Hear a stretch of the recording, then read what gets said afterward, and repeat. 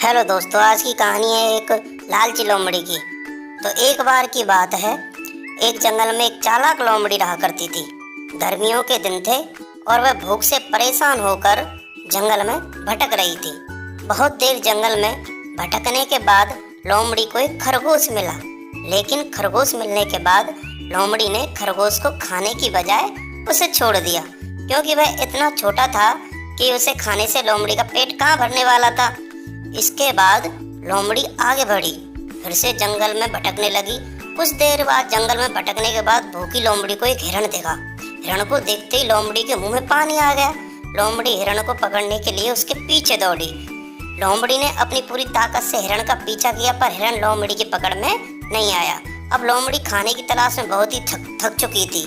जब लोमड़ी के हाथ हिरण भी नहीं लगा तो लोमड़ी सोचने लगी, इससे अच्छा वह छोटे से खरगोश को ही खा लेती जिसको उसने छोड़ा था। कुछ देर आराम करने के बाद लोमड़ी खरगोश को ढूंढने के लिए फिर से जंगल में भटकने लगी। जंगल में खरगोश को ढूंढते हुए लोमड़ी वहां पहुंची जहां उसने खरगोश को देखा था, लेकिन लोमड़ी को वहां खरगोश नहीं दिखा। थक हार कर लोमड़ी को अपनी गुफा में लौटना पड़ा, जिसके बाद कई दिनों तक भूखी लोमड़ी अपनी गुफा में ही भूखी रही और उसे भूखा रहना पड़ा। और बहुत दिन बीत जाने के बाद लोमड़ी को खाना मिला। तो इससे हमें क्या सीख मिलती है कि उपरोक्त लोमड़ी की कहानी से हमें यह शिक्षा मिलती है कि हमें लालच नहीं करना चाहिए। यदि लालच किए बिना संतोषी जीवन जीते हैं तो आप सुखी रहते हैं। हिंदी में लालच के प्रसिद्ध मुहावरा भी है कि लालच बुरी भला है।